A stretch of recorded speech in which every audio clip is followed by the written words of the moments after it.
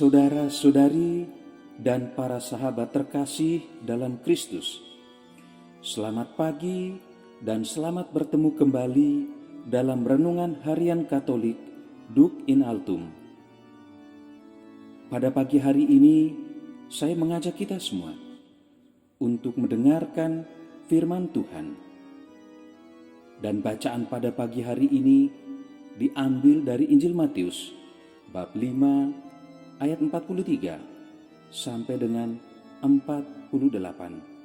Mari kita dengarkan. Kamu telah mendengar firman, kasihilah sesamamu manusia dan bencilah musuhmu.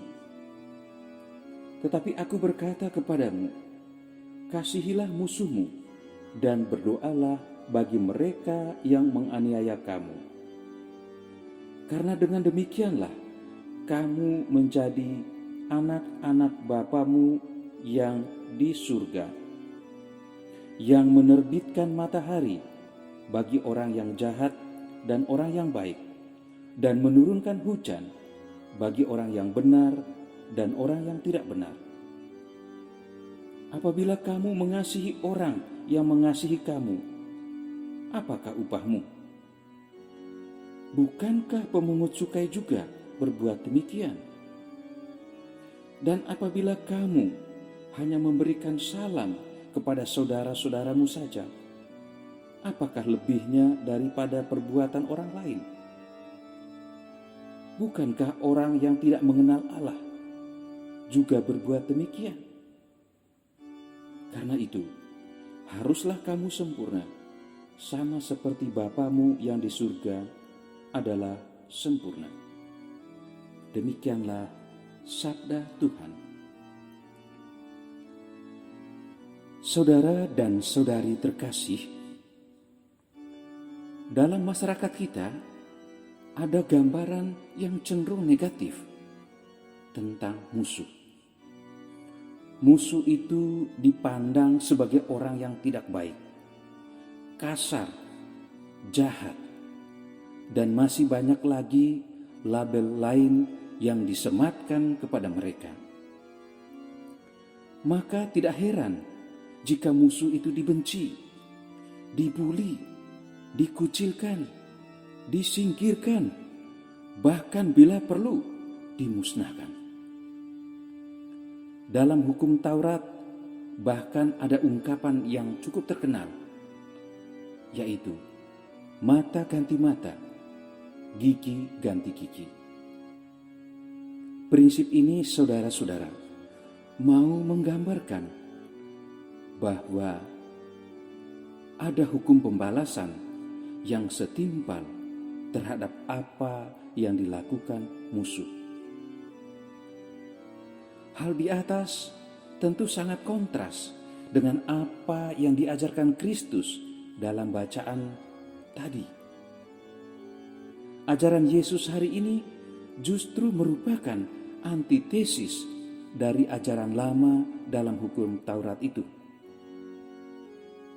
Melalui bacaan yang baru saja kita dengar dan renungkan, Yesus membaharui ajaran lama itu dengan semangat yang baru, dengan dasar yang baru. Dalam bacaan tadi, Yesus tidak menganjurkan para murid untuk membenci musuh-musuh. Yesus justru memberikan dua cara bagaimana bersikap terhadap musuh. Pertama, Yesus meminta para pengikutnya untuk mengasihi musuh dengan tulus. Di sini, mengasihi musuh tidak berarti menjadikan mereka teman atau sahabat, atau secara pribadi harus jatuh cinta kepada musuh. Mengasihi yang dimaksudkan Yesus adalah sikap mencintai atau mengasihi musuh secara tulus dan tanpa pamrih. Dan sikap itu harus dinyatakan dengan tindakan konkret. Misalnya saja, membantu ketika musuh berada dalam kesulitan, bertegur sapa dengan ramah dan tak santun. Dan cara yang kedua yang disampaikan Yesus adalah berdoa bagi orang-orang yang memusuhi dan menganiaya kita, menganiaya para pengikut Kristus. Misalnya dengan memohon pengampunan dan rahmat pertobatan dari Allah bagi mereka.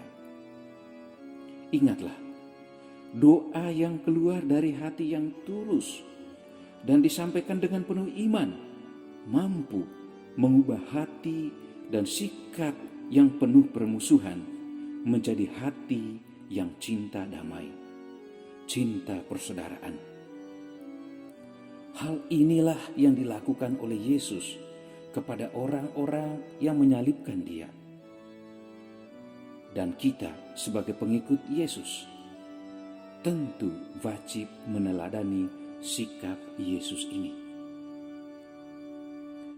Saudara-saudara terkasih, setiap saat Allah menyatakan kasih-Nya kepada semua orang, baik kepada orang yang berdosa maupun kepada orang yang baik dan benar, tanpa pilih kasih, tanpa diskriminasi.